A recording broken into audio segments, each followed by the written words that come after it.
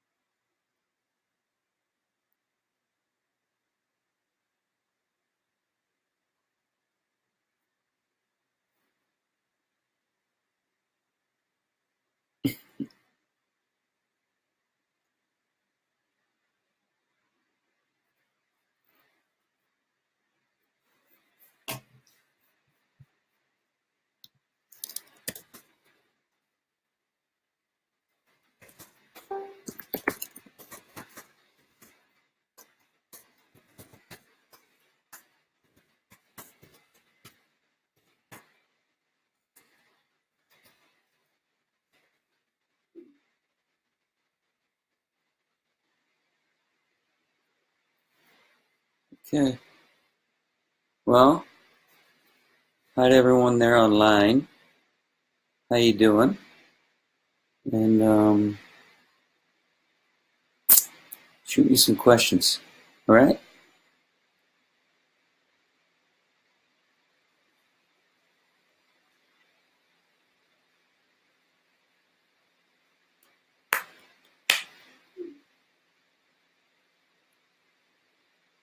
Um, any questions out there? Because I can, you know, get back to you. But anyways, I'm glad you could all join me here tonight. And yeah, looking forward to the next solo album.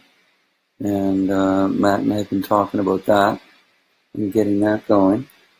And I don't know, I have the Dream Theater tour coming up in September, and then we're going all through Asia and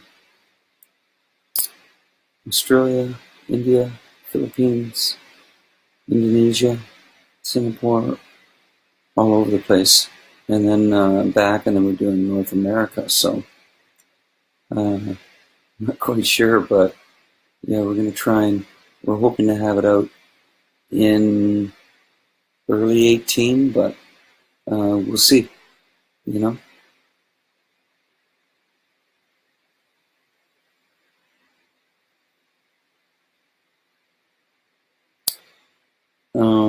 As far as yeah, hang on a second. I have questions coming in. So hang on. Well, I was asked here, any idea about when the next or the new Dream Theater album will be released? Uh, at this point, I mean, because we're touring the rest of 17 until, December. So 18 will be us taking a bit of a break, and then later in the year, getting back into the studio. So I really don't see the new album coming out until probably late 18, say fall, late fall, and then we'll start another world tour. And I would hope that that would start probably January of 19. So at least that's where I see it right now, but it doesn't necessarily mean that's when it's going to happen.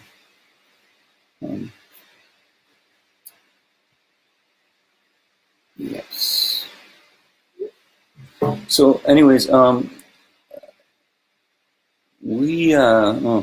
Olaf asked why we haven't come back to Israel, and or Israel, sorry, Ireland. I'm sorry. Um, I think I don't know. Like that's really unfortunate. I think we have to really look into that and see why it is that we haven't been back there. It's been far too long. Like you said, Olaf, it's been since 2002. That's crazy. So I would hope that we're going to go back on the next world tour, make a point of trying to get there. And, it's not just a matter of us wanting to go somewhere and be somewhere. It also has to logistically make sense where we go. And it doesn't always work out the way that the fans would like it to. And, like I've seen that people are a little upset that we're not getting into areas in North America that they wish we were getting into. There's a lot of fans that are upset about South America that we're not getting down there for the Images and Words tour. And it's, it is unfortunate, but there's only like so much time that we can be out there and only so many places that we can hit. So we try and do the best we can. Unfortunately, we can't get everywhere, or I don't think we'd ever stop touring. And as it stands, it almost feels like we never stop touring. So I think that's we always talk about places that we'd like to get back into, but it doesn't always come out that way. It doesn't always work out that way in the end. As far as, I just want to back up a bit. And as far as the solo stuff, I want to, if that is released at the right time in 2018, the next solo album, then I've already been talking to the guys about doing a tour behind it, and I know that we're booked to play September of 2018 at the Prague Power down in Atlanta. So we're going to headline there one of the days. I can't remember the exact date. I don't know. I'd have to look back. But so we're going to be doing that, solo band. And then what I'm hoping by doing that, we would do dates either leading up to it or do dates following the Prague Power Festival. So that, that looks cool. And hang on a second here. Let me see what's going on here.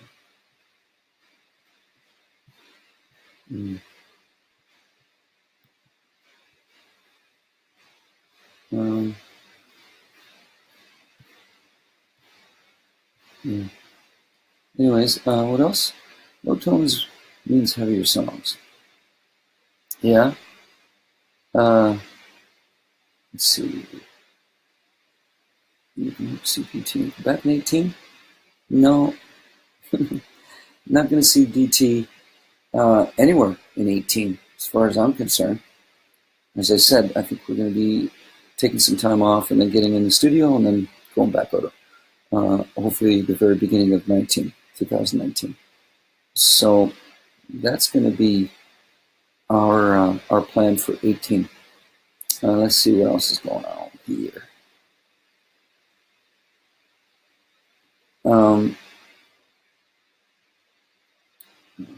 Okay. Yeah, I know there's a huge fan base in Ireland, and we do have to get there, Olaf. And I think it's just a matter of the people we have working for us contacting the promoters there, and then getting over there and doing at least one or two shows, right? So we keep our fingers crossed, and let's hope it happens in 19. Okay, I'm reading these comments here. Reading these questions. What else you got going? Oh my God. Okay, Tatiana, love your voice. Thank you. I love you for loving my voice. And hey, James, good to see you. Yeah, thank you. Patel. You saw you in Clearwater. Yeah, Florida. Back. I know. A lot of the Floridian fans down in Florida, they're very upset because we're not getting there on the images. So sorry about that. But, you know, once again, we can't get everywhere. Somebody asked, Ilya asked how, like my role on Arian's latest album. I loved it. You know, it was, Arian asked for me to bring out that particular part of my voice, and he thought it would be perfect for the historian. And, let's face it, Arian is incredibly talented, and when he writes something, I think he knows exactly who he wants singing that part that he's just written. Or he even knows who he wants singing it before he's even written it. So, it was once again an honor to play a part on one of Arian's albums, and I would have liked to have joined them in September when they're doing their shows to back up that album. But unfortunately, not unfortunately, but as we all know, I'll be out with Dream Theater in September, over in Asia and Australia and so on and so forth. So, can't be at two places at once, so it didn't work out this time. Let's see. Holy smokes, the questions are coming in like crazy. Man. No, so Eric asked, any chance you'll be singing Images and Words in its original key? No, I'm not going to be, Eric. We dropped it a half step. We dropped it a half step, and that's, it's for me, because as you know, we do a 2.5 hour, probably closer to 2 hours and 45 minutes show, and we do several shows every week. We're doing on average 5 to 6 shows a week. And so for me to be able to maintain my voice and the endurance, that's why we dropped it a half step, which isn't really that big of a deal. Instead of singing a C sharp, I'm singing a C, or whatever it might be, So the F sharp, enough. Not bad, yeah.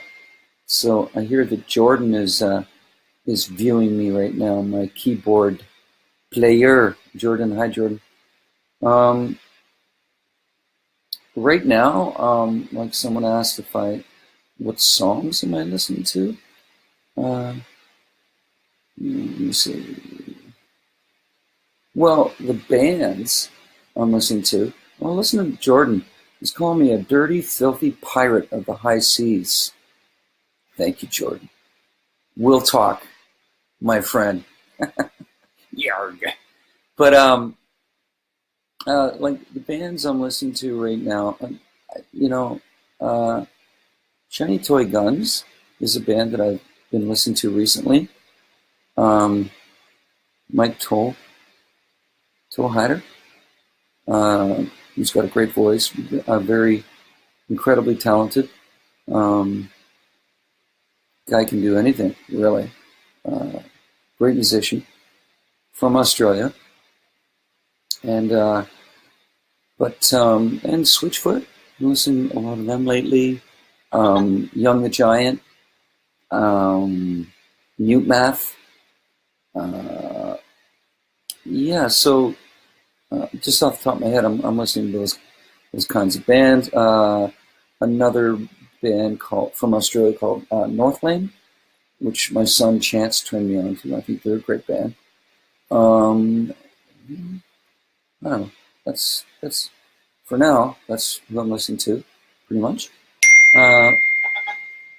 As far as the next Dream Theater album, I'm not going to talk about where we're going. Maybe Jordan, who's lurking in the background, would like to expand on that. But no, I mean, it's basically how we've always been with every album, right? We don't really like to talk about it. You know,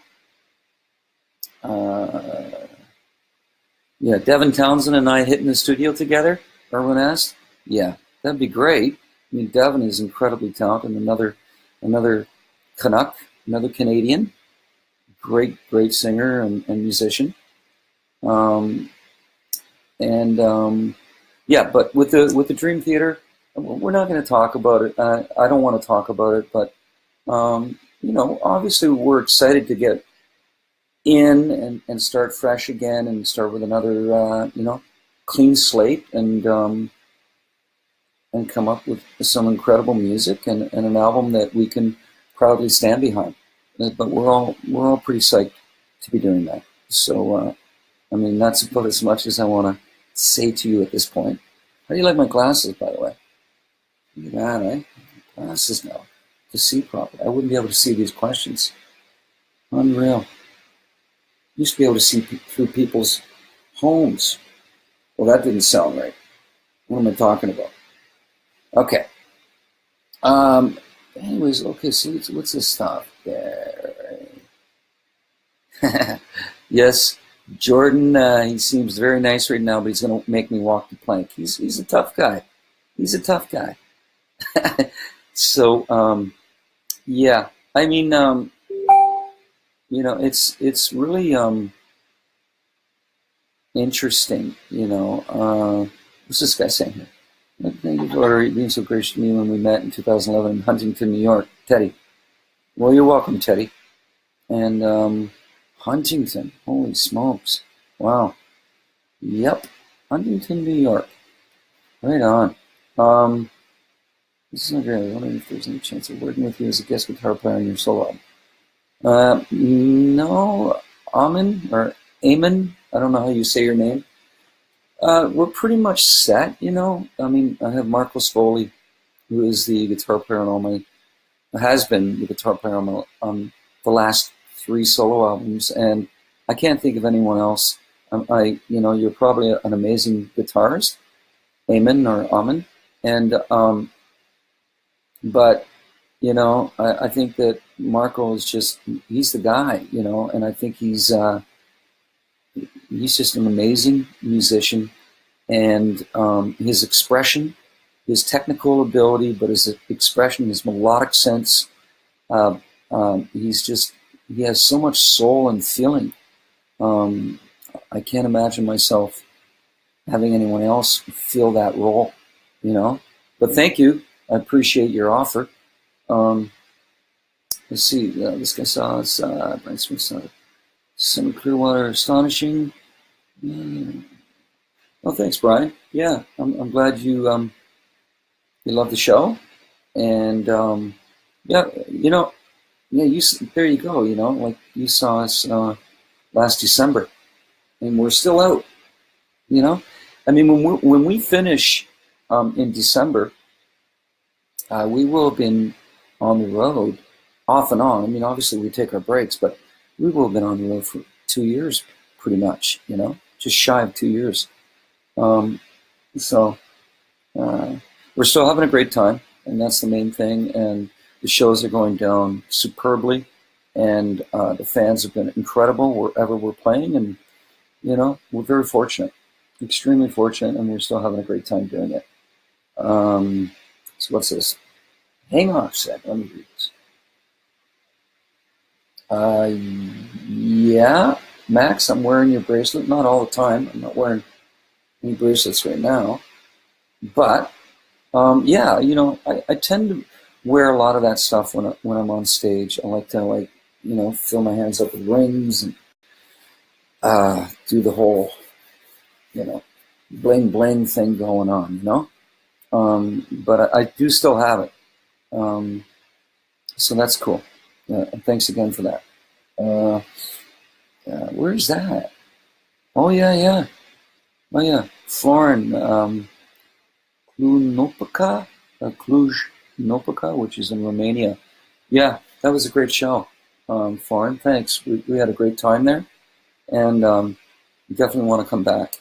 to Romania. It's a great country, beautiful people. You know, uh, pretty much wherever we go, it's incredible. You know, but it's always great to get that feedback from fans wherever you might be in the world, knowing that you had a great time last time that we were hanging out one evening. You know, for the music, and it's just a great situation to be in. It really is. Uh, Thank you, Vinicius. Uh, Brazil loves you. Well, I love Brazil too, and thank you. So let's see. You wouldn't believe what this looks like. But the questions are coming in like it's insane. You people are freaking me out. From Poland. Saw you last time in Vienna on May 17th. Great show. Yeah, I totally remember that show, Joanna. And it was a great show, right? Yeah, we had a good time. Good time. Great venue and amazing audience that night. Absolutely. What's this? Wow. Bill Janice lost 100 pounds while running and working out to Dream Theater. See? Not only do we touch the soul, we eradicate the fat. That's great, man. That's amazing. Wow. Holy jumping, slow down here.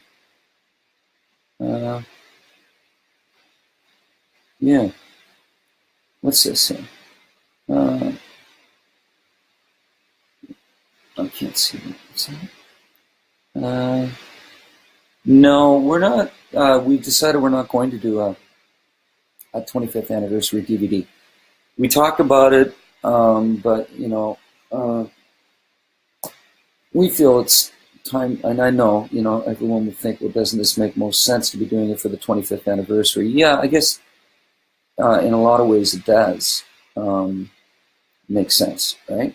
But we feel that we've been doing, DVDs on a regular basis for a while, so we just wanted to kind of put that on hold and wait until maybe the next album, and then do something and really build it up to be something that's unique. So I'm sure some of you are disappointed in that, but we can only you can only do so much, and sometimes it's you're just trying to do too much, and it doesn't necessarily work to benefit the band. So we felt that let's just take a breather from DVDs and then come back at it with a new album, new tour, and revisit the possibility of doing another DVD. Miranda, can't wait to see you in Melbourne. Same here. Can't wait to be back in Australia. Philippe, what do you do to keep your voice healthy? I smoke a lot of cigars and drink a lot of booze. And I don't eat. No, okay, I'm kidding. But I exercise. I drink a lot of fluids, like water, and constantly. I eat a lot of veggies, a lot of fruit. I take my vitamins, and just try and live as clean as I possibly can, right? There's the guest appearances on other projects in the near future. None at the moment. I haven't, no, I'm not planning anything right now, any guest spots on any albums, or working with any other artists. And there are so many incredibly gifted musicians, artists, bands out there. So I'm sure at some point I'll probably, be guesting on someone's album or whatever it is that they're doing. Working with Rick Emmett, I didn't necessarily work with Alex Lifeson. He was there when I came in to do my vocals, and I've met Alex once before that, and he's a true Dream Theater fan.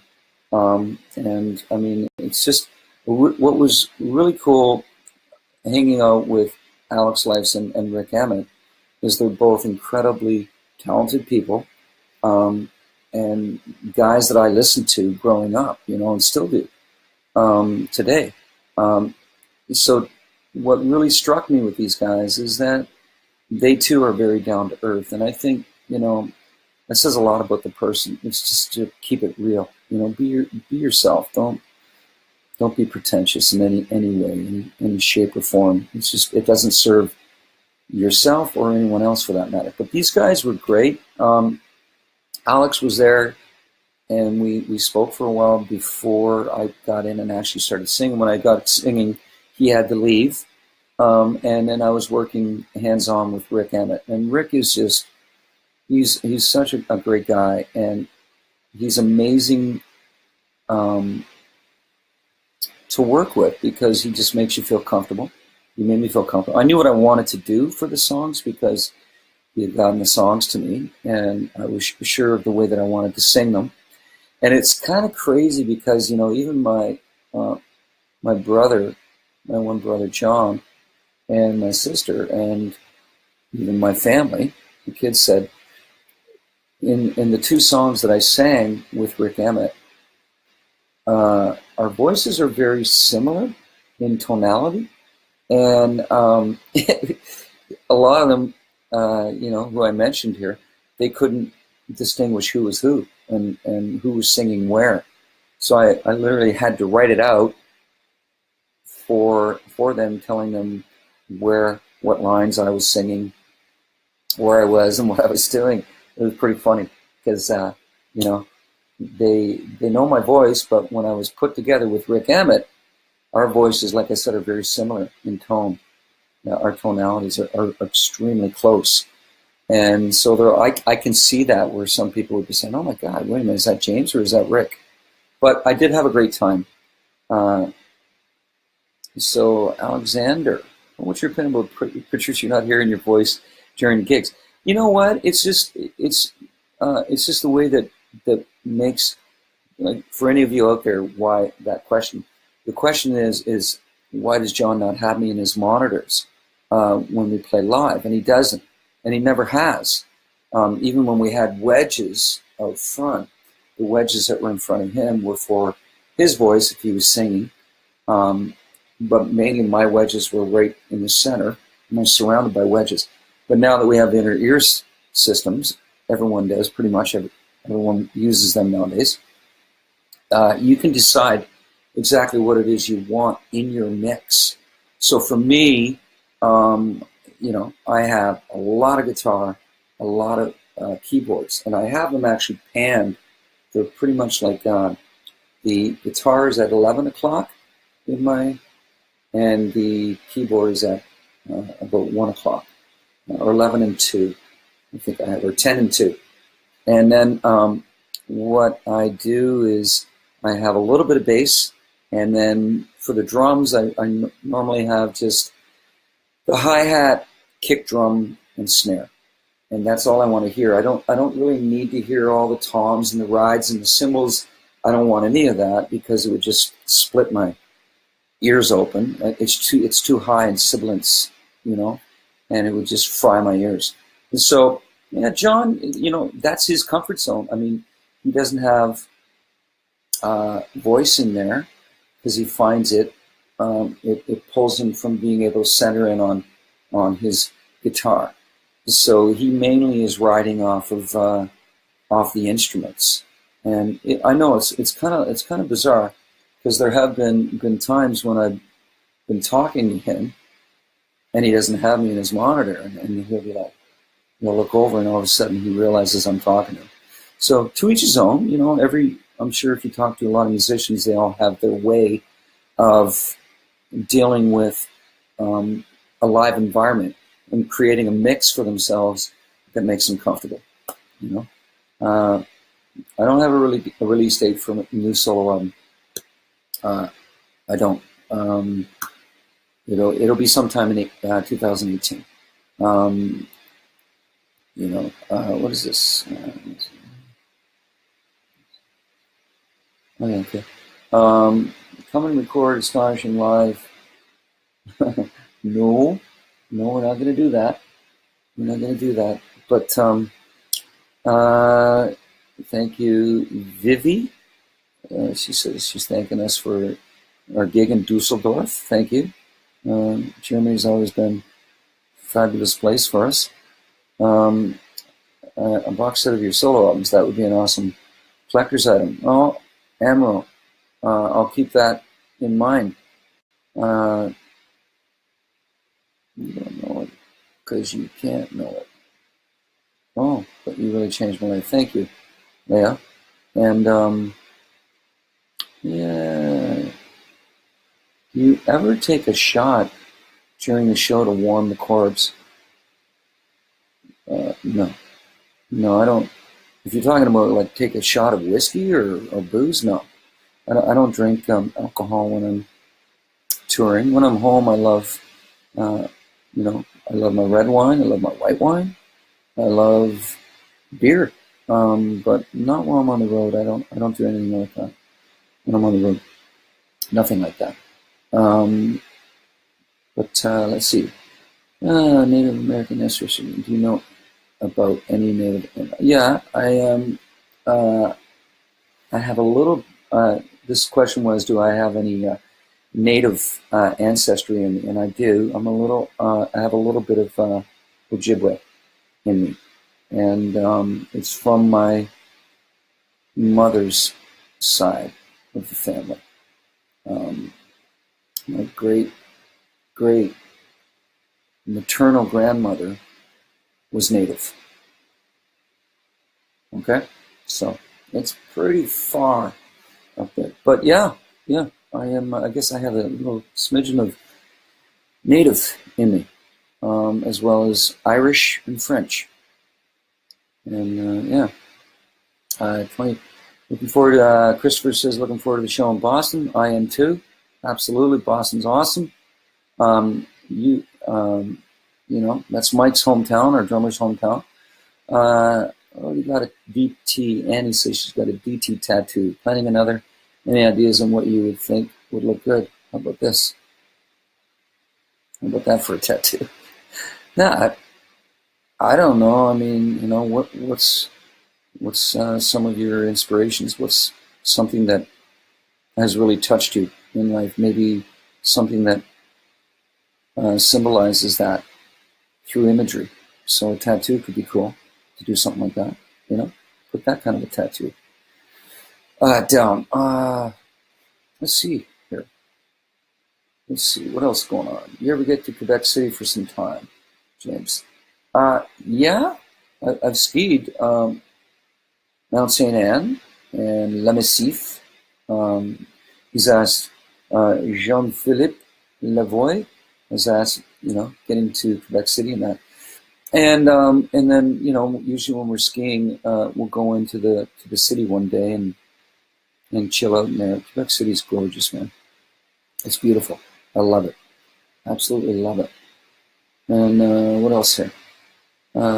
Still, we'll be playing 3-hour set list on the next tour. Yeah, we're at this point in the next world tour you're talking about, Philippe, if we're going to still be doing a 3-hour set. At this point, I do believe we will be doing an evening with, but I don't know about 3 hours. I can't really tell you what the time would be. And then Rodrigo says, I saw you in Brazil in 1997, Falling into Infinity Tour, one of the best moments of my life. Thanks. Thank you, Rodrigo. Oh, I definitely remember. I got this uncanny ability to remember a lot of things that have happened on tours and each tour. And it's funny because when we go back to cities and that, I'll remember something that happened last time we were there or many years ago. So, yeah. I remember that tour, though. It was a great tour. Not only in Brazil, it was amazing everywhere. Thank you for your performance in Italy. It was amazing. Your voice warms the soul. Thank you, Patrick. And not wearing our ring, Gustavo says, hey, Gustavo, I'm not wearing a ring. It's usually on this finger. Gustavo, it's usually on this finger. But no, I'm not wearing any rings today. I'm sorry, Gustavo. I wasn't flipping you the bird. Gianluca, I'm saying hi to you. Francesca, Dorio wants me to say hi to you. So hi, Gianluca. How you doing? And can you hear the audience singing with you at concerts? Yeah, I can definitely hear the audience because I have the microphone, right? With the other guys, I mean, they're isolated. They're with their monitor systems. They're bringing in what they want to hear. With me, I have the microphone, and so a lot of the room bleeds into my microphone, so I can hear the audience when they're singing. Absolutely, and it sounds terrific.